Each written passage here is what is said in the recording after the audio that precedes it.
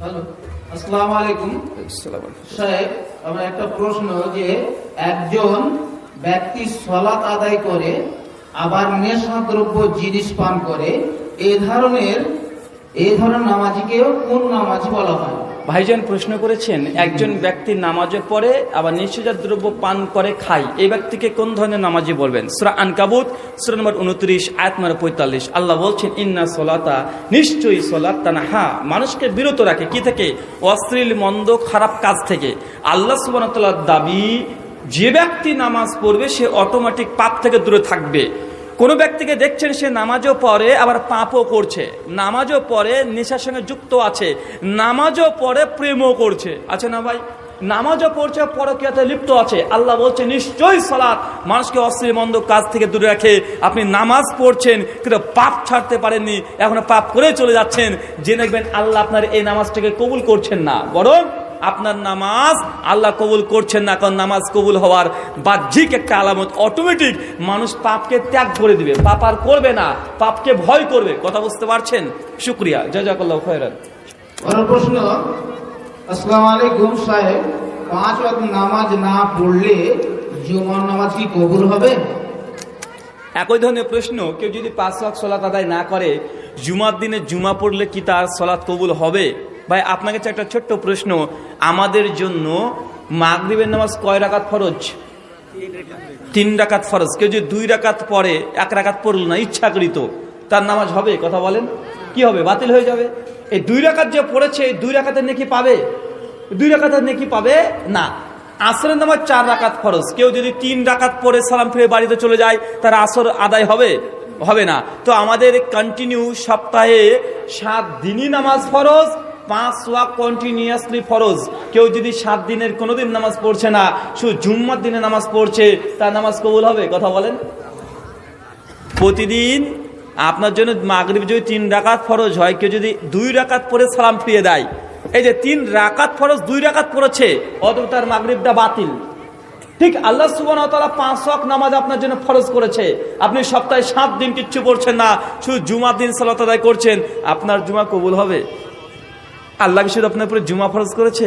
জুমা তো ফরজ করেনি, শুধু আপনার জন্য 5 ওয়াক্ত প্রতিদিন 7 দিন 365 দিন আপনার জন্য ফরজ করা হয়েছে।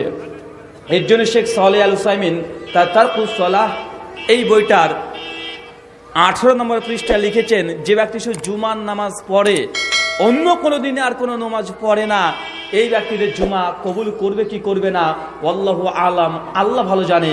একজন ব্যক্তির অজু করার জন্য এইখান থেকে এতটুকু ধোয়া ফরজ, এই যে কবজি পর্যন্ত ধোয়া ফরজ। ভাই ফরজ না? কেউ যদি অর্ধেক ধুয়ে উঠে চলে যায়, তার অজু হবে? কথা বলেন। আর অজু না হলে নামাজ হবে? কারণ ফরজ যেটা আল্লাহ করেছে সেটা হুবহু করতে হয়, নিজের মাতব্বরি করা যায় না। তো নামাজ তো 5 ওয়াক্ত ফরজ, আপনি 1 ওয়াক্ত পরে চলে আসছেন সপ্তাহে। আল্লাহ সুবহানাহু কাছে প্রশ্ন করবেন, আল্লাহ সুবহানাহু ওয়া তাআলা সেই দিন কি আপনাকে দেবে এটা আল্লাহু আলাম, আল্লাহ ভালো জানে। তবে আপনাদের উদ্দেশ্যে এই কথা, 5 ওয়াক্ত সালাত আদায় করতে হবে। পরের প্রশ্ন, সাহেব মাগরিবের নামাজ প্রতিদিন ইশারে হবে? মাগরিবের নামাজ প্রতিদিন ইশারে হবে? মাগরিবের নামাজ প্রতিদিন ইশারে হবে যদি কোনো ওজোর থাকে, ওজোর যদি কোনো প্রবলেম ক্রিয়েট হয় তবে আপনি করতে পারেন। কিন্তু প্রতিদিন আপনি দেখছেন যে না আপনার সমস্যা নেই, মাগরিব পড়ে নিতে পারবেন, কিন্তু আপনি ওজোর বাদ দিয়ে অলস হয়ে গেছেন, অলসতার কারণে যদি আপনি মাগরিব আর এশাকে জমা করে ফেলেন, এটা আপনার জন্য বৈধ নয়। সূরা মাউন আয়াত নম্বর 3-4 আপনারা জানেন, এক শ্রেণী মুসল্লি যারা অলস প্রকৃতির, তাদেরকে কোথায় দেবে? ওয়াইল নামক জাহান্নামে নিক্ষেপ করা হবে। তাই নামাজের ব্যাপারে উদাসীন হয়ে প্রতিদিন মাগরিবকে এর সাথে যুক্ত করে দেবেন, এটা গ্রহণীয় নয়। শুকরিয়া। পরের প্রশ্ন, শ্বশুর মোটর বাইক নিজের ইচ্ছে দিলে নেওয়া যাবে কি? মাশাআল্লাহ, ভাইজান প্রশ্ন করেছেন, শ্বশুর তার জামাইকে যদি ইচ্ছে মতো যদি একটা মোটর বাইক দেয়, তাহলে কি নেওয়া যাবে? আমাদের সমাজে যৌতুকটা একটু ভিন্ন রূপ ধারণ করেছে। সরাসরি বলে না এখন যে কি নেবেন, এই কথা বলে না। ছেলেকে কি দিতে হবে এটাও বলে না। ছেলের বাবা বিয়ের আগের দিন 2 দিন আগে মেয়ের বাবাকে ফোন করছে, কেমন আছেন বিহাই? বেশ ভালো আছি আলহামদুলিল্লাহ। তো জানেন তো আমার ছেলেটা আসলে খুব ব্যবসা খুব বোঝে ব্যবসা, খুব ব্যবসা বোঝে, অনেক ভালো ব্যবসা বোঝে। প্রশংসা করছে ছেলে, অনেক ব্যবসা ভালো বোঝে, এই কাজ জানে ওই কাজ জানে, শুধু ওর ক্যাশের ঘাটতি। জানেন তো যদি ক্যাশ থাকতো না আমার ছেলেটা অনেক কিছু করে ফেলতো। মানে এখন বাপ বুঝাচ্ছে বিহাইকে, মানে মেয়ের বাপকে, যে ছেলেটা আমার ব্যবসা খুব ভালো বলছে, শুধু ক্যাশ নিয়ে, মানে পরোক্ষভাবে বলছে বেটা তুই ক্যাশ দে। কথা বোঝেন না? তো ভাই মনে রাখবেন, প্রথম কথা, যৌতুক নিয়ে আদান প্রদান করা এটা হারাম, একদম ঐক্যমতে হারাম।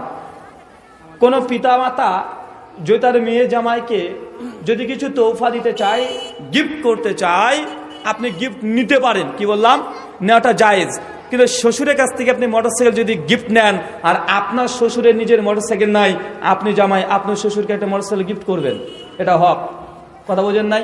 শ্বশুর যদি আপনাকে মোটরসাইকেল যদি গিফট করে, কারণ আপনার জামাইয়ের নাই, তো শ্বশুরের যদি মোটরসাইকেল না থাকে জামাইকে দিতে হবে না? কথা বলেন। তাই আপনি যদি দিতে পারেন আপনিও নেন, কোনো সমস্যা নেই। কিন্তু আপনি শুধু নিয়েই যাবেন সারা বছর শ্বশুরের কাছ থেকে, তার মানে আপনার অন্তরে অন্য কিছু আছে, যেটা আমার হক ভেবে মনে করে নিলেই এটা হারাম হয়ে যাবে। শুকরিয়া।